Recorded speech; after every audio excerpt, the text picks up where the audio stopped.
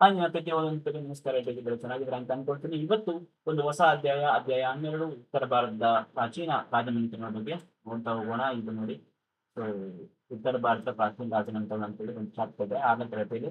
ತುಂಬಾ ಇಂಪಾರ್ಟೆಂಟ್. ಹಿಂದೆ ಎಕ್ಸಾಮ್‌ಗಳಲ್ಲಿ ತುಂಬಾ ಸರಿ ರಿಪೀಟ್ ಆಗಿರ್ತಕ್ಕಂಥ ಪ್ರಶ್ನೆಗಳು ಇದಾವೆ. ಸುಮಾರು 70-80 ಪ್ರಶ್ನೆಗಳಿದ್ದಾವೆ. ಸೊ ಈ ಒಂದು ಯೂನಿಟ್‌ನಲ್ಲಿ ಇಷ್ಟನ್ನು ಕೂಡ ನಾವು ರಿವಿಷನ್ ಮಾಡ್ಕೊಳ್ತಾ ಹೋಗೋಣ. ತುಂಬಾ ಸಾರಿ ರಿಪೀಟ್ ಆಗಿರ್ತಕ್ಕಂಥ ಪ್ರಶ್ನೆಗಳಿದ್ದಾವೆ. ಸೊ ತಲೆ ಮಾಡೋದಿಲ್ಲ, ಬನ್ನಿ ಸ್ವಲ್ಪ ಸ್ವಲ್ಪ ಅಲ್ಲಲ್ಲಿ ವಿವರಣೆಗಳನ್ನು ಕೊಟ್ಕೊಂತ ಸೊ ಕ್ವಿಕ್ಕಾಗಿ ರಿವಿಷನ್ ಮಾಡ್ಕೊಳ್ತಾ ಹೋಗೋಣ. ಓಕೆನಾ? ಭಾರತ ಮೊಟ್ಟಮೊದಲ ಸಾಮ್ರಾಜ್ಯ ಅಂತ ಕೇಳಿದರೆ ಇದಕ್ಕೆ ಮೌರ್ಯ ಸಾಮ್ರಾಜ್ಯ ಅಂತ ಕರೆದು ಸರಿಯಾದ ಉತ್ತರ ಆಗುತ್ತೆ. ಇದರಲ್ಲಿ ಇನ್ ಕೇಸ್ ಕುಶಾಣರು, ಗುಪ್ತರು, ವರ್ಧನರು ಅಂತ ನಂದರು ಅಂತಿದ್ರೆ ಅದಕ್ಕೆ ನಂದರು ಅಂತಕ್ಕಂಥದ್ದು ಸರಿಯಾದ ಉತ್ತರ ಆಗ್ತಿತ್ತು. ಇನ್ನು ಇದಕ್ಕೆ ಕಾರಣಕರ್ತರು ಗೊತ್ತಿದೆ ನಿಮಗೆ. ನೋಟ್ ನೋಡಿ, ಮೌರ್ಯ ಸಾಮ್ರಾಜ್ಯ ಈತನಿಂದ ಸ್ಥಾಪನೆ ಆಯಿತು. ಯಾರಿಂದ ಸ್ಥಾಪನೆ ಆಯಿತು ಅಂದ್ರೆ ಚಂದ್ರಗುಪ್ತ ಮೌರ್ಯನಿಂದ ಸ್ಥಾಪನೆ ಆಯಿತು. ಇದಕ್ಕೆ ಕಾರಣಕರ್ತರಾದಂಥದ್ದು ಕೌಟಿಲ್ಯ. ನಂದರ ವಂಶದ ಧನನಂದ ಅಂತಕ್ಕಂಥವನು ಇದಕ್ಕೆ ಅವಮಾನ ಮಾಡ್ತಾನೆ. ಅದೆಲ್ಲ ಕಥೆ ಗೊತ್ತಿರುತ್ತೆ ನಿಮಗೆ. ಸೊ ಮುಂದಿನ ಪ್ರಶ್ನೆ ಹೋಗೋಣ ಬನ್ನಿ. ಮೌರ್ಯ ಸಾಮ್ರಾಜ್ಯದ ರಾಜಧಾನಿ ಯಾವುದು ಅಂತ ಹೇಳಿದ್ರೆ ಪಾಟಲಿಪುತ್ರ. ಇದಕ್ಕೆ ಮೌರ್ಯ ಸಾಮ್ರಾಜ್ಯದ ರಾಜಧಾನಿ ಆಗಿರುತ್ತೆ. ಇನ್ನು ಇಲ್ಲಿನ ನೋಡಿ ತುಂಬಾ ಇಂಪಾರ್ಟೆಂಟ್ ಪ್ರಶ್ನೆ. ಸೆಲ್ಯೂಕಸ್ ಸೆಲ್ಯೂಕಸ್‌ನು ಚಂದ್ರಗುಪ್ತನ ಆಸ್ಥಾನಕ್ಕೆ ಚಂದ್ರಗುಪ್ತ ಮೌರ್ಯನ ಆಸ್ಥಾನಕ್ಕೆ ಕಳಿಸಿಕೊಟ್ಟ ರಾಯಭಾರಿ ಯಾರು ಅಂತ ಕೇಳಿದ್ದಾರೆ. ಸೊ ಇಲ್ಲಿ ಮೆಗಸ್ತನೀಸ್ ಅನ್ನ ಈ ಒಂದು ಸೆಲ್ಯೂಕಸ್‌ನು ಕಳಿಸಿಕೊಡ್ತಾನೆ. ಸೊ ನಿಮಗೆಲ್ಲ ಗೊತ್ತಿರುತ್ತೆ ಓಕೆನಾ? ಏನು ಸರಿಯಾದ ಉತ್ತರ ಆಗುತ್ತೆ. ನೆಕ್ಸ್ಟ್ 5ನೇ ಪ್ರಶ್ನೆ. ಮೌರ್ಯ ಸಾಮ್ರಾಜ್ಯದ ವೈಭವವನ್ನು ಸಾರುವ ಮೆಗಸ್ತನೀಸ್‌ನ ಕೃತಿ ಯಾವುದು ಅಂತ ಕೇಳಿದ್ದಾರೆ. ಮೆಗಸ್ತನೀಸ್‌ನ ಕೃತಿ ಹಿಂದಿತ. ಇನ್ನು ನೆಕ್ಸ್ಟ್ ಪ್ರಶ್ನೆ 6ನೇ ಪ್ರಶ್ನೆ. ಚಂದ್ರಗುಪ್ತ ಮೌರ್ಯನ ಪ್ರಧಾನಮಂತ್ರಿ ಯಾರು ಅಂತ ಕೇಳಿದರೆ ಕೌಟಿಲ್ಯ ಅಂತ ಸರಿಯಾದ ಉತ್ತರ ಆಗುತ್ತೆ. ನೆಕ್ಸ್ಟ್, ಪ್ರಜೆಗಳೆಲ್ಲರೂ ನನ್ನ ಮಕ್ಕಳ ಜನತೆ ಎನ್ನುವ ಮೂಲಕ ಪ್ರಜಾಪಾಲನೆಗೆ ಆದ್ಯತೆ ನೀಡಿದ ಮೊದಲ ದೊರೆ ಯಾರಪ್ಪ ಅಂತ ಹೇಳಿದ್ರೆ ಅಶೋಕ. ನಾನು ಎಲ್ಲೇ ಇರಲಿ ಅವರ ಸಂಕಟಗಳನ್ನ ನಾನು ಊಟದ ಹಾಲಿನಲ್ಲಿರಲಿ, ಮಲಗುವ ಕೋಣೆಯಲ್ಲಿರಲಿ, ನಾನು ಇಲ್ಲಿ ರಾಜ್ಯ ದರ್ಬಾರ್ನಲ್ಲಿರಲಿ ಯಾವಾಗ ಬೇಕಾದ್ರೂ ನನ್ನ ಬಂದು ಕಾಣ್ಬೋದು ಅಂತ ಹೇಳಿದ್ದು ಅಶೋಕ. ಸೊ ಹಾಗಾಗಿ ಇದಕ್ಕೆ ಆಪ್ಷನ್ ಬಿ ಅಂತಕ್ಕಂಥದ್ದು ಸರಿಯಾದ ಉತ್ತರ ಆಗುತ್ತೆ. ನೆಕ್ಸ್ಟ್ 8ನೇ ಪ್ರಶ್ನೆ. ಮೊಟ್ಟ ಮೊದಲ ಬಾರಿಗೆ ಅಶೋಕನ ಹೆಸರು ಕಂಡುಬಂದಂತ ಶಾಸನ ಯಾವುದು ಅಂತ ಕೇಳಿದ್ದಾರೆ. ಮೊಟ್ಟ ಮೊದಲ ಬಾರಿಗೆ ಅಶೋಕನ ಶಾಸನ ಕಂಡುಬಂದು ವಸ್ತು ಶಾಸನ ಅಂತಕ್ಕಂಥದ್ದು ಇದಕ್ಕೆ ಸರಿಯಾದ ಉತ್ತರ ಆಗುತ್ತೆ. ಓಕೆನಾ? ರಾಯಚೂರು ಇಲ್ಲಿ ಇದು ಎಲ್ಲಿದೆಪ್ಪ ಅಂತಂದ್ರೆ ರಾಯಚೂರಿನಲ್ಲಿದೆ, ಕರ್ನಾಟಕ ಜಿಲ್ಲೆಯಲ್ಲಿ, ಕರ್ನಾಟಕ ರಾಜ್ಯದ ರಾಯಚೂರಿನಿಂದ ಕಂಡುಬರುತ್ತೆ. ನೆಕ್ಸ್ಟ್ 9ನೇ ಪ್ರಶ್ನೆ.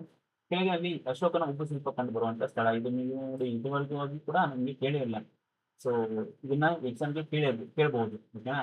ಅಶೋಕನ ಉಬ್ಬು ಶಿಲ್ಪ ಕಂಡು ಬರೋದು ಸನ್ನಿಹಿತದಲ್ಲಿ ಕಂಡು ಬರುತ್ತೆ. ಓಕೆನಾ? ಅಗ್ನಿ ಅಂತಕ್ಕಂಥದ್ದು ಸರಿಯಾದ ಉತ್ತರ ಆಗುತ್ತೆ. ಓಕೆನಾ? ಇನ್ನು ಅಶೋಕನನ್ನು ಯುದ್ಧ ಮಾರ್ಗದ ಬದಲಾಗಿ ಧರ್ಮ ಮಾರ್ಗದ ಕಡೆಗೆ ಮನಪರಿವರ್ತನೆ ಮಾಡಿದಂತ ಯುದ್ಧ ಯಾವುದು ಅಂತ ಕೇಳಿದ್ದಾರೆ. ಇದಕ್ಕೆ ಗೊತ್ತಿರುತ್ತೆ ಕಳಿಂಗ ಯುದ್ಧ. ಅಶೋಕ ತಾನು ಆಳ್ವಿಕೆಗೆ ಬಂದಂತ 8 ವರ್ಷದ ತರುವಾಯ 8 ವರ್ಷ ನಂತರ ಈ ಒಂದು ಯುದ್ಧವನ್ನು ಮಾಡ್ತಾನೆ. ಕ್ರಿಸ್ತಪೂರ್ವ ಎಷ್ಟರಲ್ಲಿ 261ರಲ್ಲಿ. ಸೊ ಅವರ ಅಧಿಕಾರಕ್ಕೆ ಬಂದು 8 ವರ್ಷದ ನಂತರ ಈ ಒಂದು ಯುದ್ಧವನ್ನು ಮಾಡ್ತಾರೆ. ಸೊ ಇದು ಆಪ್ಷನ್ ಎ ಅಂತಕ್ಕಂಥದ್ದು ಸರಿಯಾದ ಉತ್ತರ ಆಗುತ್ತೆ. ನೆಕ್ಸ್ಟ್ ನೋಡಿ ಮುಂದಿನ ಪ್ರಶ್ನೆ. ಗಾಂಧಾರ ಪ್ರದೇಶದಲ್ಲಿ ಈತನಿಗೆ ಯಾವ ಅಂಶ ಆಳ್ವಿಕೆಯನ್ನು ನಡೆಸುತ್ತಿತ್ತು ಅಂತ ಕೇಳಿದ್ದಾರೆ. ಗಾಂಧಾರ ಪ್ರದೇಶದಲ್ಲಿ ಗೊತ್ತಿರುತ್ತೆ. ಸೊ ಗೊತ್ತಿದ್ದರೆ ಕಮೆಂಟ್ ಮಾಡಿ. ಗಾಂಧಾರ ಪ್ರದೇಶದಲ್ಲಿ ನೋಡಿ ನಿಮಗೆ ನಾವು ಈ ಒಂದು ಇದಕ್ಕಿಂತ ಮುಂಚೆ ಅದು ಗಾಂಧಾರ ಕೆಳಗೆ ಅತ್ಯಂತ ಪ್ರಸಿದ್ಧಿಯನ್ನ ಪಡೆದಂತಹ ಮಂಥನ ಅಂತ ಹೇಳ್ಬೋದು. ಗಾಂಧಾರ ಕಲೆ ಅಂತ ಗೊತ್ತಾಗ್ಬೇಕು ನಿಮಗೆ. ಬುದ್ಧನನ್ನ ಒಂದು ಮೂರ್ತಿ ರೂಪವನ್ನಾಗಿ ಒಂದು ಮೂರ್ತಿ ರೂಪದಲ್ಲಿ ತಂದಂತಹ ಒಂದು ಕಲೆಗೆ ಗಾಂಧಾರ ಕಲೆ ಅಂತ ಹೇಳ್ತೀವಿ. ಸೊ ಇದಕ್ಕೆ ಆಪ್ಷನ್ ಸಿ ಅಂತಕ್ಕಂಥದ್ದು ಸರಿಯಾದ ಉತ್ತರ ಆಗುತ್ತೆ. ಅಂತಕ್ಕಂಥದ್ದು ಓಕೆನಾ? ಇನ್ನು ಮುಂದುವರೆದು ಮುಂದಿನ ಪ್ರಶ್ನೆ ಹೋಗೋಣ. 12ನೇ ಪ್ರಶ್ನೆ.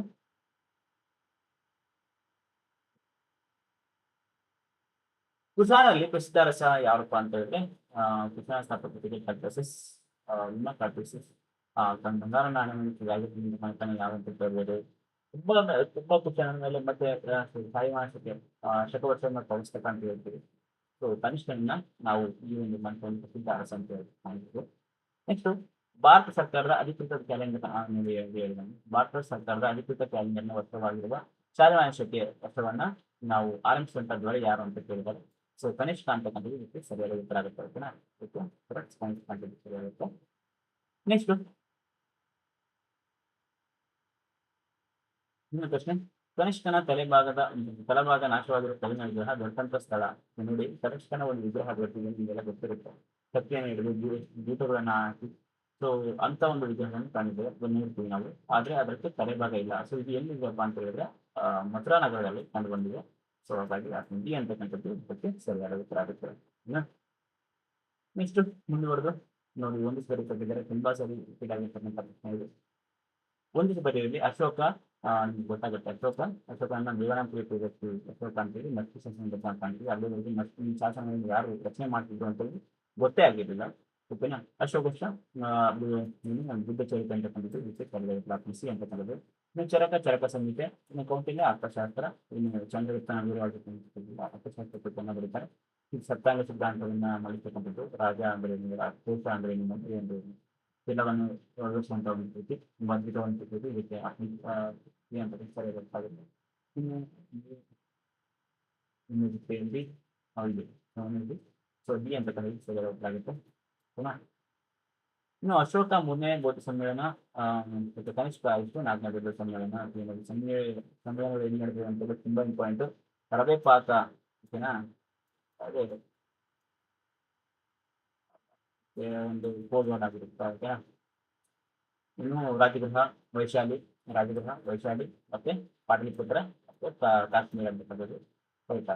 ಇನ್ನು ಯಾರ್ಯಾರು ಈ ಒಂದು ಬೌದ್ಧ ಸಮ್ಮೇಳನದ ಅಧ್ಯಕ್ಷತೆಯನ್ನು ವಹಿಸಿಕೊಂಡಿದ್ರು ಮತ್ತೆ ಯಾರ್ಯಾರ ಕಾಲದಲ್ಲಿ ಪ್ರಧಾನವಾಗಿ ನಾವು ಏನಪ್ಪಾ ಅಂತ ಹೇಳಿದ್ರೆ ಅಜಾತ ಶತ್ರು ಆಗಿರ್ಬೋದು, ಕಾಲಾಶಕ ಆಗಿರ್ಬೋದು, ಮತ್ತೆ ಅಶೋಕ ಆಗಿರ್ಬೋದು, ನೆಕ್ಸ್ಟ್ ಕನಿಷ್ಠ, ಮತ್ತೆ ಇನ್ನೊಂದು ಮಾಡ್ತಾರೆ ಓಕೆನಾ, ಯಾರು ಹರ್ಷವರ್ಧನ ಒಂದು ಕೂಡ ಇಂಪಾರ್ಟೆಂಟ್ ಆಗುತ್ತೆ. 5 ಒಟ್ಟಾರೆಯಾಗಿ 5 ನಾವು ಈ ಒಂದು ಬೌದ್ಧ ಸಮ್ಮೇಳನ ನಡೆದಂತ ಕಾಲವನ್ನ ನಾವು ನೋಡ್ತೀವಿ. 5 ಸಮ್ಮೇಳನ ನಡೀತದೆ ಟೋಟಲ್ ಆಗಿ. ಸೊ ತುಂಬಾ ಇಂಪಾರ್ಟೆಂಟ್ ಆಗುತ್ತೆ. ಏನು ಹೇಳಿದ್ರೆ ಯಾರು ನಡೆಸಿದ್ರು ಮತ್ತು ಯಾರು ಅಧ್ಯಕ್ಷತೆಯನ್ನು ವಹಿಸ್ಕೊಂಡಿದ್ರು. ಸೊ ತುಂಬಾ ಸರಿ ರಿಪೀಟ್ ಆಗಿರ್ತಕ್ಕಂಥ ಪ್ರಶ್ನೆಗಳು ಓಕೆನಾ. ಇನ್ನು 17ನೇ ಪ್ರಶ್ನೆ ನೋಡಿ, ಗಾಂಧಾರ ಕಲೆ ನೋಡಿ. ಗಾಂಧಾರ ಮತ್ತು ಮಥುರಾ ಎಂಬ ಹೊಸ ವಾಸ್ತುಶಿಲ್ಪ ಶೈಲಿಯನ್ನು ಪರಿಚಯಿಸಿದವರು ಯಾರು ಅಂತ ಹೇಳಿ ಈಗಾಗಲೇ ನಾನು ಹೇಳಿದ ಕೃಷ್ಣರು ಈ ಒಂದು ಕಲೆಯನ್ನ ಪರಿಚಯಿಸ್ತಕ್ಕಂಥವ್ರು ಓಕೆನಾ. ನೆಕ್ಸ್ಟ್ ಮೌರ್ಯರ ನಂತರ ಅಧಿಕಾರಕ್ಕೆ ಬಂದವರು, ಗುಪ್ತ ಶಿಕೆಯನ್ನ ಸ್ಥಾಪನೆ ಮಾಡ್ತಾರೆ. ಗುಪ್ತರು 320ರಲ್ಲಿ ಮೌರ್ಯರ ನಂತರ ಗುಪ್ತರ ಅಂತಕ್ಕಂಥ ಸಿ ಅಂತಕ್ಕಂಥ ಸರಿಯಾದ ಉತ್ತರ ಆಗುತ್ತೆ. ನೆಕ್ಸ್ಟ್ ಮುಂದಿನ ಪ್ರಶ್ನೆ 19ನೇ ಪ್ರಶ್ನೆ, ಅಲಹಾಬಾದ್ ಸಂಭಾಷಣ ಈ ರಾಜನ ದಿಗ್ವಿಜಯಗಳನ್ನ ಕುರಿತು ತಿಳಿಸುತ್ತದೆ ಅಂತ ಹೇಳಿದ್ದಾರೆ. ಸಮುದ್ರತನ ಒಂದು ದಿಗ್ವಿಜಯಗಳನ್ನ ಅಲಹಾಬಾದ್ ಸಂಭಾಷಣ ಇದನ್ನ ಕೀರ್ತಿಸಿದಂಥವ್ರು ಅರಿಶಿಣ ಈ ಒಂದು ಆಸನ ಅಂತ ಹೇಳ್ತಾನೆ. ಅರಿಶಿಣ ಕೊಟ್ಟು ಗೊತ್ತಿರ್ಬೇಕು ಅರಿಶಿಣ ಕೊಟ್ಟೇನೆ ನೀವು ಹಾಕಿರ್ತಾನೆ. ಇನ್ನು ನೆಕ್ಸ್ಟ್ 20ನೇ ಪ್ರಶ್ನೆ, ವಿಕ್ರಮಾದಿತ್ಯ ಬಿರುದನ್ನ ಹೊಂದಿದವರು ಯಾರು ಅಂತ ಹೇಳಿದರೆ 2ನೇ ಚಂದ್ರಗುಪ್ತ ಅಂತಕ್ಕಂಥದ್ದು ಇದಕ್ಕೆ ಸರಿಯಾದ ಉತ್ತರ ಆಗುತ್ತೆ. ವಿಕ್ರಮಾದಿತ್ಯ ಅಂತೇಳಿ 2ನೇ ಚಂದ್ರಗುಪ್ತನಿಗೆ ನಾವು ಕರೆಯನ್ನು ಕಾಣ್ತೀವಿ. ನೆಕ್ಸ್ಟ್ ಮುಂದಿನ ಪ್ರಶ್ನೆ, ಇಲ್ಲಿ ಪಾಯಿಯನ್ನು ಭಾರತದ ಪ್ರವಾಸದ ಅಂಕಗಳನ್ನು ದಾಖಲಿಸಿದಂತ ಕೃತಿ. ಪಾಯನ ಕೃತಿ ನೋಡಿ, ಇಲ್ಲಿ ಅರ್ಥಶಾಸ್ತ್ರ ಕೌಟಿಲ್ಯ, CUP ಇದು ಸಾಲಿನ CUP ಇದು ಪಾಯಿನ ಕೃತಿ. ಅಶೋಕ ಸಂಘ ಮುದ್ರಾಕ್ಷ ಇದಕ್ಕೆ ಅಂತಕ್ಕಂಥದ್ದು. ಇನ್ನು ಒಂದಿಷ್ಟು ಬೇರೆ ಕೇಳಿದ್ದಾರೆ, ಕಾಳಿದಾಸ, ರುದ್ರಕ, ವಿಷ್ಣುಶರ್ಮ, ಅಮರಸಿಂಹ ಕೃತಿಗಳ ಬಗ್ಗೆ ತುಂಬಾ ಇಂಪಾರ್ಟೆಂಟ್. ಯಾವ ತಪ್ಪು ಅಂತ ಕೇಳ್ಬೋದು, ಯಾವ ಸರಿಯಾಗಿ ವಿನಾಯಿತಿ ಆಗಿಲ್ಲ ಅಂತ ಕೇಳ್ಬೋದು. ತುಂಬಾ ರೀತಿಯಾಗಿ ವೆರೈಟಿ ಇದೆ. ಇದು ತುಂಬಾ ಸಿಂಪಲ್ ಆಗಿ ಹುಡುಗ ಮಕ್ಕಳು ಕೊಟ್ಟಿರೋದು. ನಾವು ಇದನ್ನ ಪಾಸ್ ಆಗಿ ನಮ್ಗೆ ಎಷ್ಟು ಸಾಧ್ಯನ ಅಷ್ಟು ಚೆನ್ನಾಗಿ ಓದ್ಕೋಬೇಕು. ಅತ್ಯಂತ ಅದ್ಭುತವಾದಂತಹ ನಾಟಕ ಕಾಳಿದಾಸನಿಗೆ ವಿಜ್ಞಾನ ಶಾಸ್ತ್ರ ಅಂತಾರೆ. ಇನ್ನು ಶುದ್ಧತನ ಭಿಕ್ಷಕಟಿಕ ಅಂತ ಕೃತಿಯನ್ನು ಬರೆದಿದ್ದಾರೆ. ಇನ್ನು ವಿಶ್ವ ಶರ್ಮಾ ಅವರು ಪಂಚತಂತ್ರ ಅಂತ ಕೃತಿಯನ್ನು ಬರೆದಿದ್ದಾರೆ. ಇನ್ನು ಅಮರಸಿಂಹನ ಅಮರಕೋಟ ಅಂತ ಕೃತಿ ಸರಿಯಾದ ಉತ್ತರ ಆಗುತ್ತೆ. ಓಕೆ, ಆಪ್ಷನ್ ಬಿ ಬಂದು ಆಪ್ಷನ್ ಬಿ ಅಂತ ಕಂಡಿದ್ದೀವಿ ಅಂತಕ್ಕಂಥ ಸರಿಯಾದ ಉತ್ತರ ಆಗುತ್ತೆ. ನೆಕ್ಸ್ಟ್, ಉತ್ತರ ಕಾಲದ 8 ಅಡಿ ಎತ್ತರವಿರುವ ಬುದ್ಧನ ತಾಮ್ರದ ವಿಗ್ರಹ ಇರುವುದು ಎಲ್ಲಿ ಅಂತ ಕೇಳಿದ್ದಾರೆ. ನೋಡಿ, ಸೊ ಇದು ಉತ್ತರ ಕಾಲದ 8 ಎತ್ತರದ ಇದು ನಾವು ನಳಂದದಲ್ಲಿ ಕಾಣ್ತೀವಿ. ನಳಂದದಲ್ಲಿ ಬುದ್ಧನ ಮೂರ್ತಿ 8 ಅಡಿ ಎತ್ತರವಿರ್ತಕ್ಕಂಥ ತಾಮ್ರದ ವಿಗ್ರಹವನ್ನು ನಾವು ಇಲ್ಲಿ ಕಾಣ್ತೀವಿ. ಸೊ ಅದಕ್ಕಾಗಿ ನಳಂದ ಅಂತಕ್ಕಂಥ ಸರಿಯಾದ ಉತ್ತರ ಆಗುತ್ತೆ.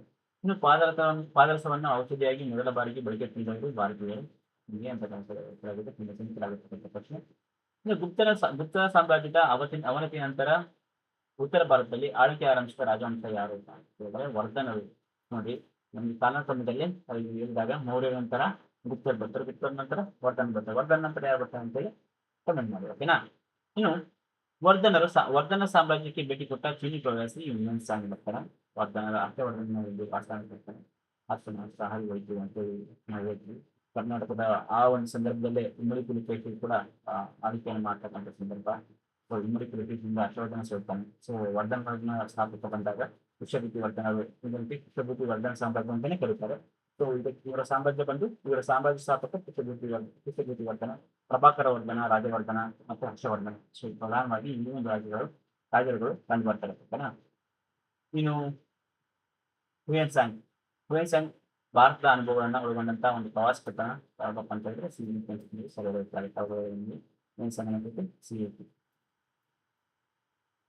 ನೆಕ್ಸ್ಟ್ ನಳಂದ ವಿಶ್ವವಿದ್ಯಾಲಯ ಈ ರಾಜ್ಯದಲ್ಲಿದೆ. ಇದನ್ನ ಕುಮಾರ ಗುಪ್ತ ಕಲ್ಸ್ತಾನೆ. ಉತ್ತರ ಕಾಲದಲ್ಲಿ ನಿರ್ಮಾಣವಾಗುವಂತ ಒಂದು ವಿಶ್ವವಿದ್ಯಾಲಯ. ಸೊ ಬಿಹಾರದ ರಾಜ್ಯದಲ್ಲಿ ಕಂಡು ಬರುತ್ತೆ. ಬಿಹಾರದ ರಾಜಧಾನಿ ಪಾಟ್ನಾ. ಓಕೆನಾ. ನೆಕ್ಸ್ಟ್ ತುಂಬಾ ಇಂಪಾರ್ಟೆಂಟ್, ಇದನ್ನ ನಳಂದ ವಿಶ್ವವಿದ್ಯಾಲಯ ಯಾರೋ ಹಾಳು ಮಾಡ್ತಕ್ಕ ಅಂತ ಹೇಳಿದ್ರೆ ಮೊಹಮ್ಮದ್ ಬಕ್ತಿಯಾರ್ ಖಿಲ್ಜಿ ಅಂತ ಅನ್ಕೊಂಡು ಈಗ ನಳಂದ ವಿಶ್ವವಿದ್ಯಾಲಯನ ಸುತ್ತ ಹಾಕ್ತಾನೆ. ಸೊ ಇದು ವಿಭಿನ್ನ ಗೊತ್ತಿರಲಿ.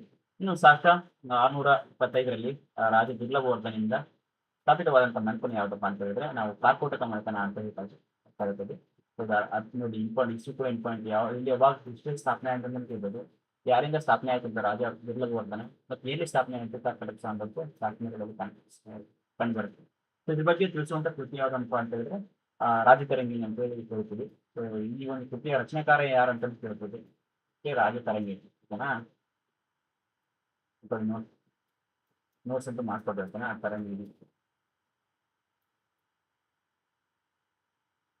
ನೆಕ್ಸ್ಟ್ ಕಾಶ್ಮೀರದ ಮಹತ್ವವನ್ನು ಸಾರುವಂತ ಹೆಸರಾಂತ ಮಾರ್ತಾಂಡ ಸೂರ್ಯ ದೇವಾಲಯ ಇವರ ಕೊಡುಗೆಯಾಗಿದೆ. ಯಾರಪ್ಪ ಅಂತ ಹೇಳಿ ಕಾರ್ಕೋಟಕ ಒಂದು ಕೊಡುಗೆಯಾಗಿದೆ. ಸೂರ್ಯ ದೇವಾಲಯನ ಇವರು ಕಲ್ಪಿಸ್ತಾರೆ. ಬಗ್ಗೆನೂ ಗೊತ್ತಿದೆ. ಓಕೆನಾ.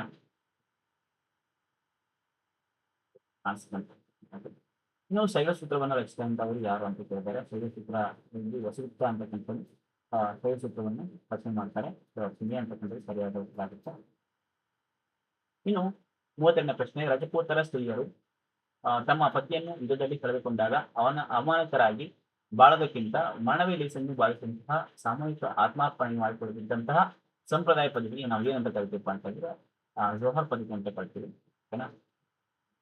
ಜೋಹರ್ ಪದ್ಧತಿಯನ್ನ ನಾವು ಅತಿ ಹೆಚ್ಚು ರಜಪೂತರಿಂದ ನಾವು ಕಾಣ್ತೇವೆ. ಸೊ ತುಂಬಾ ಸರಿ ಈ ಒಂದು ಜೋಹರ್ ಪದ್ಧತಿ ಬಗ್ಗೆ ರಾಣಿ ಪದ್ಮಾವತಿ ನಿಮ್ಗೆ ಗೊತ್ತಿರುತ್ತೆ. ಪದ್ಮಾವತಿ ನೀವು ಇರ್ತೀರಾ.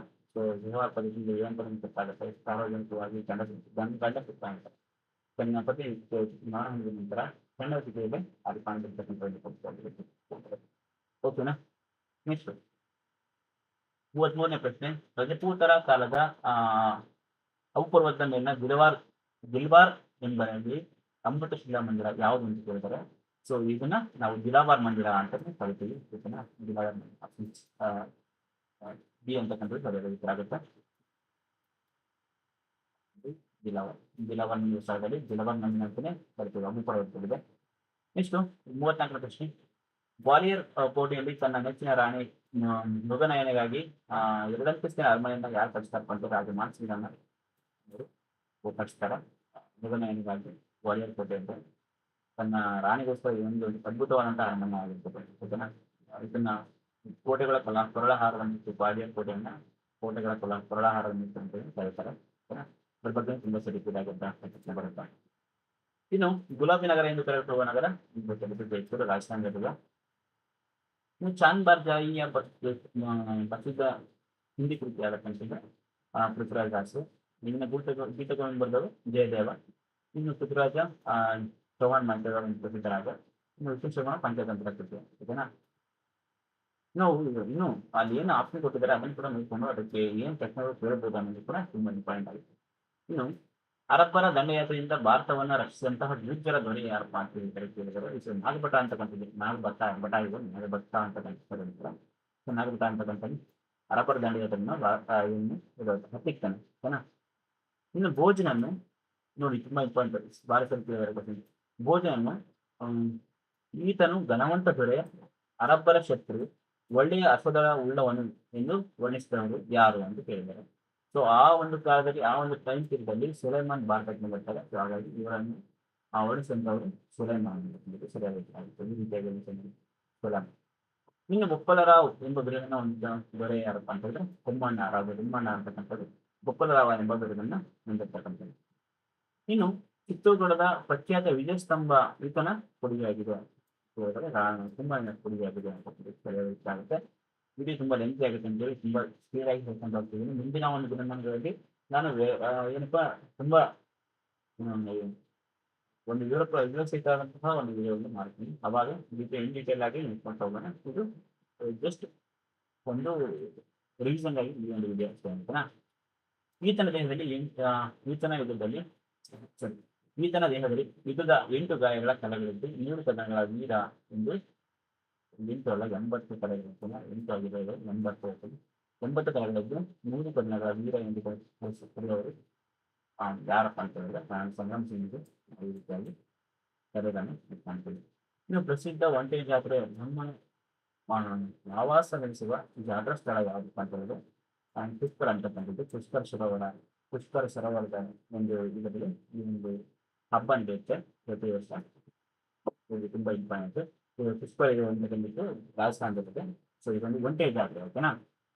ಇನ್ನು ಅಹೋಮ ರಾಜ ಮನೆತನದ ಆಳ್ವಿಕೆ ಪ್ರಾರಂಭಿಸಿದವರು ಯಾರಪ್ಪ ಅಂತ ಕೇಳಿದ್ರೆ ಅಹೋಮಂತನ ಸ್ಥಾಪಕ ಅಂತ ಕೇಳಿದ್ರೆ ಈ ರೀತಿ ಕೇಳಿದ್ರೆ ಸುಖಪ್ಪ ಅಂತಕ್ಕಂಥದ್ದು ಇದಕ್ಕೆ ಸರಿಯಾದ ಉತ್ತರ ಆಗುತ್ತೆ. ಇನ್ನು ಅಹೋಮ್ ರಾಜವಂಶದಲ್ಲಿ ಪ್ರಜೆಗಳನ್ನು ಹೀಗೆಂದು ಕಲಿತಿದ್ರು. ಇಲ್ಲಿ ಅಹೋಮ್ ರಾಜವಂಶದಲ್ಲಿ ಪ್ರಜೆಗಳನ್ನ ಕೌಫ್ ಅಂತ ಕರೀತಾರೆ ಓಕೆನಾ. ಇನ್ನು ಆ ಮಂತ್ರಿಗಳನ್ನ ಬೋಸ್ತಾನ್ ಅಂತ ಕರೀತಾರೆ ಓಕೆನಾ. ಇಲ್ಲಿ ಮೌಂಟೇನ್ ಇಟ್ಕೊಂಡು ಬರ್ತಾರೆ ಅಸ್ಸಾಂ ಅಹೋಮ್ ಅಂತ ಅಸ್ಸಾಂ ಅಂತ ಒಂದು ರಾಜ್ಯಕ್ಕೆ ಹೆಸರು ಬಂತು. ಈ ರೀತಿ ಕಾಣ್ತಾರೆ.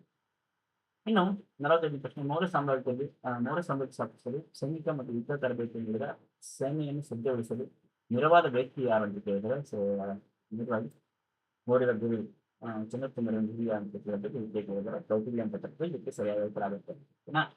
ಇನ್ನು ಮುಂದಿನ ಪ್ರಶ್ನೆ ತುಂಬಾ ಇಂಪಾರ್ಟೆಂಟ್ ಪ್ರಶ್ನೆ. ನಮ್ಮ ರಾಷ್ಟ್ರಧ್ವಜದ ನಡುವೆ ಇರ್ತಕ್ಕಂಥ ಚಕ್ರ ಅದಲ್ವಾ ಯಾವ ಚಕ್ರ ಇದೆ ಅಂತ ಕೇಳಿದ್ರೆ ಸೊ ಅಶೋಕ ಚಕ್ರ ಇದೆ. ಸಾರನಾಥ್ ಸ್ತಂಭದಲ್ಲಿ ಇರ್ತಕ್ಕಂಥ ಚಕ್ರವನ್ನು ನಾವು ಇಲ್ಲಿ ನೋಡ್ಬೋದು. ಅಶೋಕ ಚಕ್ರ ಇದರಲ್ಲಿ 24 ಜಯಗಳಿದೆ. ಇದು ಕಾಲಗಣನೆಯನ್ನ 24 ಗಂಟೆಗಳನ್ನು ಸೂಚಿಸ್ತಿದೆ. ಇನ್ನು ಈ ಒಂದು ಏನು ಮಾರ್ಟಿನ್ ಸಿನಿಮಾ ಇದೆ ಅಲ್ವಾ. ಸೊ ಇದರಲ್ಲಿ ಕೂಡ ನಾವು ಈ ಒಂದು ಚಕ್ರ ಇರಬೇಕಂತೀವಿ. ಮತ್ತೆ 4 ಪ್ರಾಣಿಗಳಿರ್ಬೇಕಂತೀವಿ. ಇನ್ನು ಯಾವ ಪ್ರಾಣಿಗಳು ಅಂತ ಹೇಳಿದ್ರೆ ವೃಷಭ, ಕುದುರೆ ಮತ್ತು ಆನೆ ಮತ್ತು ಸಿಂಹ. ಸೊ ಈ 4 ಪ್ರಾಣಿಗಳಿರೋದನ್ನು ಕಾಣ್ತೀವಿ ಕೂಡ. ಇನ್ನು 40ನೇ ಪ್ರಶ್ನೆ ಚಂದ್ರಗುಪ್ತ ಮೌರ್ಯನು ತನ್ನ ಕೊನೆಯ ದಿನವನ್ನು ಎಲ್ಲಿ ಕಲಿತಪ್ಪ ಅಂತ ಹೇಳಿದ್ರೆ ಸೊ ತನ್ನ ಗುರುಗಳ ಒಂದು ಮಾರ್ಗದರ್ಶನದಿಂದ ಇವರು ಕರ್ನಾಟಕದ ಒಂದು ಶ್ರವಣಬೆಳಗೊಳ ಅಂತಕ್ಕಂಥ ಒಂದು ಜೈನ ಕಾಶಿ ಅಂತ ಹೇಳ್ತೀವಲ್ಲ. ಸೊ ಶ್ರವಣಬೆಳಗೊಳದಲ್ಲಿ ತನ್ನ ಕೊನೆಯ ದಿನಗಳನ್ನ ಕಲಿತಾರೆ. ಬಟ್ ಸಲ್ಲೇಖ ವೃತ್ತದಿಂದ ತಮ್ಮ ಆ ಒಂದು ದಿನಗಳನ್ನ ಸಲ್ಲೇಖ ವೃತ್ತವನ್ನು ಆಚರಿಸಿದ್ರು ಇವರು ಆಗ್ತಾರೆ ಅಂತ ನೋಡ್ಬೇಕಾಗಿದೆ. ಇನ್ನು ಅಶೋಕನ ಶಾಸನಗಳು ಕರ್ನಾಟಕದಲ್ಲಿ ಎಷ್ಟು ಸ್ಥಳಗಳಲ್ಲಿ ದೊರೆತಿದೆ? 9 ಸ್ಥಳಗಳಲ್ಲಿ ದೊರೆತಿದೆ. ಸೊ ಬ್ರಹ್ಮಗಿರಿ, ಗಡಿಂಗ್ರಾಮೇಶ್ವರ ಆಗಿರ್ಬೋದು, ಮಸ್ಕಿ ಆಗಿರ್ಬೋದು, ಸನ್ನಿಧಿ ಆಗಿರ್ಬೋದು, ಇವೆಲ್ಲ ಕೂಡ ಈ ಒಂದು ಅಶೋಕನ ಶಾಸನಗಳು ದೊರೆತಕ್ಕಂಥ ಪ್ಲೇಸ್ ಆಗಿರುತ್ತೆ. ಇನ್ನು 9 ಸ್ಥಳಗಳಲ್ಲಿ ಆ ಒಂದು ಅಶೋಕನ ಶಾಸನಗಳು ದೊರೆತಿದೆ. ಕನಿಷ್ಕನ ಬೌದ್ಧ ಸಭೆಯನ್ನು ಎಲ್ಲಿ ನಡೆಸಿದನು? ಕನಿಷ್ಕ 4ನೇ ಬೌದ್ಧ ಸಭೆಯನ್ನು ನಡೆಸ್ತಾನೆ. ಕನಿಷ್ಠ ಪುಸ್ತಕ ಪತ್ರಗಳು 78 ಅಂತ ಹೇಳ್ತೀವಿ, 3 ಅಂತ ಹೇಳ್ತಾರೆ. 78ರಲ್ಲಿ ಇವರು ಪ್ರಾರಂಭ ಆಗುತ್ತೆ. ಸೊ ಇದು 3 4ರಲ್ಲಿ 4ನೇ ಬೌದ್ಧ ಸಭೆ ನಡೆಯುತ್ತೆ. ಸೊ ಇದನ್ನ ಕಾಶ್ಮೀರದಲ್ಲಿ ನಡೆಸಿದಾನೆ. ಇನ್ನು ಕನಿಷ್ಕನ ಅಧಿಕಾರಕ್ಕೆ ಬಂದ ನೆನಪಿಗಾಗಿ ಯಾವ ವರ್ಷವನ್ನ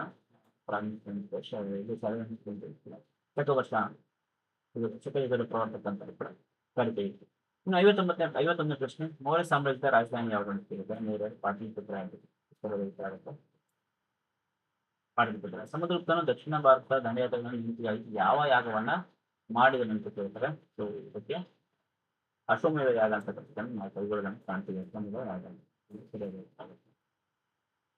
ಇನ್ನು ಆರ್ಯಭಟ ಇದು ವಾನರಕೃತಿ ಅಂತ ಹೇಳಿ ಆರ್ಯಭಟ ಕವಿಕುಲಗುರು ಕಾಳಿದಾಸನ ಕರಿತೀವಿ. ಹರ್ಷವರ್ಧನ ನರ್ಮದಾ ನದಿ ಸವಿಸ್ತ ಕನ್ನಡ ಯಾರು ಅಂತ ಹೇಳಿದ್ರೆ ಬಿರುದು ದಕ್ಷಿಣ ಪಥೇಶ್ವರ.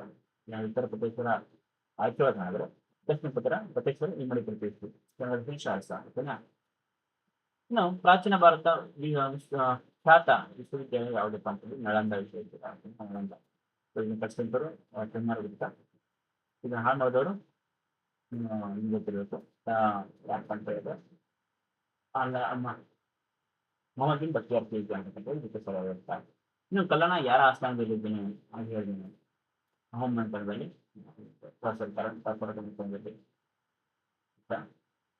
ಈಗ ಇವನ ಒಂದು ವಿಷಯ ಮಾಡಿರ್ತಕ್ಕಂಥ ಕೀರ್ತಿ ರಾಜತರಂಗಿಣಿ ಕಲ್ಯಾಣ ರಾಜತರಂಗಿಣಿ ಅಂತ ಹೇಳ್ತೀವಿ. ಇನ್ನು ಭಾರತ ಕೋಟೆಗಳ ಕೊರಳಹಾರದ ಮುಟ್ಟಿ ಗ್ವಾಲಿಯರ್ ಕೋಟೆಗೆ ಕಲ್ಪಿದೆ. ನಾನು ಹೇಳಿದ ಕೊರಳಹಾರದ ಮುಟ್ಟಿ ಅಂತ ಸ್ವಲ್ಪ ಗ್ವಾಲಿಯರ್ ಕೋಟೆ. ಇನ್ನು ಗೀತ ಗೋವಿಂದ ಜಯದೇವನ ಕೃತಿಯಾಗಿದೆ. ಇನ್ನು ಹೋಮ್ ಚಂದ್ರಗಿರಿ ಯಾವ ಪ್ರದೇಶದಲ್ಲಿ ಆಳ್ವಿಕೆ ನಡೆಸುತ್ತೆ ಅಂತ ಹೇಳಿದ್ರೆ ಅಸ್ಸಾಂ ಒಂದು ಪ್ರದೇಶದಲ್ಲಿ ಈ ಒಂದು ಹೋಮ್ ಸಾಮ್ರಾಜ್ಯ ಆಳ್ವಿಕೆ ನಡೆಸುತ್ತೆ ಓಕೆನಾ.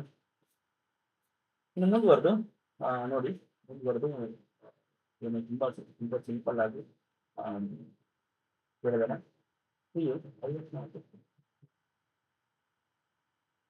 ಇಲ್ಲಿ ಯಾರ ಆಸ್ಥಾನದಲ್ಲಿದೆ ಅಂತ ಹೇಳಿದ್ರಲ್ವಾ 51 ಯಾರ ಅಂತ ಕೇಳಿದ್ರೆ ಯಾವ ಮಂತ್ರ ಅಂತ ಹೇಳಿದ್ರೆ ಹ್ಞೂ ಮಾಡ್ತಾನೆ.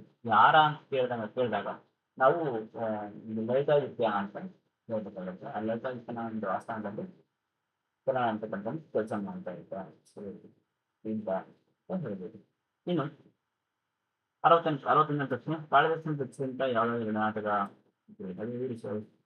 ನೀರು ಕೃತಿಗಳನ್ನು ಬರೀತಾರೆ. ನಾಟಕಗಳು 4 ಪುಸ್ತಕ ಕೃತಿಗಳನ್ನು ಬರೀತಾರೆ. ಸೊ ನಾವು ಗೊತ್ತಿರುತ್ತಾಗಲೇ ಜೊತೆಗೆ ಇವರ ಪ್ರಧಾನವಾಗಿ ಮೇಘದೂತ ಆಗಿರ್ಬೋದು, ವಿಘ್ನೇಶ ಶಾಕುಂತಲಾಗಿರ್ಬೋದು, ರಘುವಂಶ, ಕುಮಾರ ಸಂಭವ, ಮಾಳವಿಕ ಅಭಿಮಿತ್ರ, ವಿಕ್ರಮಾದಿತ್ಯ ಇವು ಕಾಳಿದಾಸನ ಪ್ರಮುಖ ಒಂದು ಕೃತಿಗಳಾಗಿರುತ್ತದೆ. ಹರ್ಷವರ್ಧನ್ ರಚಿಸಿದಂತ ಯಾವ್ಯಾವ ನಾಟಕಗಳು. ಹರ್ಷವರ್ಧನ ಒಂದು ಶಿಲ್ಪಿ ಕವಿಯ ಕೂಡ ಆಗಿರ್ತಾರೆ. ರಾಜನ ಹೌದು ಕವಿ ಹೋಗ್ತಾನೆ. ಇನ್ನು ರತ್ನಾವಳಿ ನಾಗಾನಂದ ಪ್ರಿಯದರ್ಶಿತ ಅಂತಕ್ಕಂಥದ್ದು ಇವರ ಒಂದು ನಾಟಕಗಳಾಗಿರ್ತವೆ. 3 ಯಾವ್ದಾದ್ರು 2 ಬರಿದೆ ಓಕೆನಾ. ಪ್ರಿಯದರ್ಶಿತ, ರತ್ನಾವಳಿ, ನಾಗಾನಂದ ಅಂತಕ್ಕಂಥದ್ದು. ಇನ್ನು ನೋಡಿ ರಜಪೂತರ ಗುಣಧರ್ಮಗಳನ್ನು ಪಟ್ಟಿ ಮಾಡಿ ಅಂತಿದ್ದಾರೆ. ನೆಕ್ಸ್ಟ್ ಭಾರತ ಇತಿಹಾಸದಲ್ಲಿ ಆಳ್ವಿಕೆ ನಡೆಸಿದ ರಜಪೂತ ನಂತರ ಅಂತ ಹೇಳಿದ್ದಾರೆ. ರಜಪೂತ ನಂತರ ಅಂದಾಗ ನಿಮ್ಗೆ ಗೊತ್ತಿರುತ್ತೆ ಆಗುತ್ತಾರೆ. ಗುಜ್ಜರು ಪ್ರತಿಹಾರರು, ಪಾಲರು, ಚೌಹಾಣ ಗಿರಿಯರು ಕೂಡ ರಜಪೂತ ಮಂತ್ರಿಗಳಾಗಿರ್ತಾರೆ. ಈ ಚೌಹಾಣರ ಪ್ರಸಿದ್ಧ ಅರಸ ಯಾರಪ್ಪ ಅಂತ ಹೇಳಿದ್ರೆ ಪೃಥ್ವಿರಾಜ್ ಚೌಹಾಣ ಆಗಿರ್ತಾನೆ. ಇಲ್ಲಿನ ಪೃಥ್ವಿರಾಜ್ ಚೌಹಾಣ. ಇನ್ನು ಅವರ ರಾಜಧಾನಿ ಯಾವಪ್ಪ ಅಂತ ಹೇಳಿದ್ರೆ ದೆಹಲಿ ಆಗಿರುತ್ತೆ. ನೆಕ್ಸ್ಟ್ ಈ ಒಂದು ಕೆಳಗಿನ ಪ್ರಶ್ನೆಗಳಿಗೆ ನಾವು ನೀನು ವಿಡಿಯೋದಲ್ಲಿ ಸೊ ಇದು ತುಂಬಾ ಲೆಂತಿ ಆದ ಆನ್ಸರ್ ಬಯಸ್ತಕ್ಕಂಥ ಪ್ರಶ್ನೆಗಳು. ಇದಕ್ಕೆ ನಾನು ಯಾವ ರೀತಿಯಾಗಿ ಉತ್ತರವನ್ನು ಬರೀಬೇಕು ಅನ್ನೋದನ್ನ ನಾನು ಉತ್ತರವನ್ನು ಬರೆದು ನಾವು ಸ್ಟಾರ್ಟ್ ವಿಡಿಯೋದಲ್ಲಿ ನನ್ನ ಒಂದು ಯೂಟ್ಯೂಬ್ ಚಾನಲ್ ಹಾಕಿರ್ತೇನೆ. ಪುನಃ ಯೂಟ್ಯೂಬ್ ಚಾನಲ್ ಹಾಕಿರ್ತೀನಿ ಅಥವಾ ಮತ್ತೆ ನನ್ನ ಫೇವರೆಟ್ ಚಾನಲ್ ಇದೆ ಹೌದು ಮಿತ್ರ ಅಂತೇಳಿ. ಸೊ ಅಲ್ಲಿ ಕೂಡ ಹಾಕಿರ್ತೀನಿ. ಯಾರಾದ್ರೂ ಕೂಡ ಸಬ್ಸ್ಕ್ರೈಬ್ ಮಾಡಿಲ್ಲ ಸಬ್ಸ್ಕ್ರೈಬ್ ಮಾಡ್ಕೊಂಡು ವಿಡಿಯೋ ಲೈಕ್ ಮಾಡಿ ಶೇರ್ ಮಾಡಿ ಪುನಃ ಅಂತ ಸಿಗೋಣ ಮತ್ತೆ ಮುಂದಿನ ವಿಡಿಯೋದಲ್ಲಿ ಮತ್ತೆ ಹೊಸ ಅಭಿಪ್ರಾಯದೊಂದಿಗೆ ಅದುವರೆಗೂ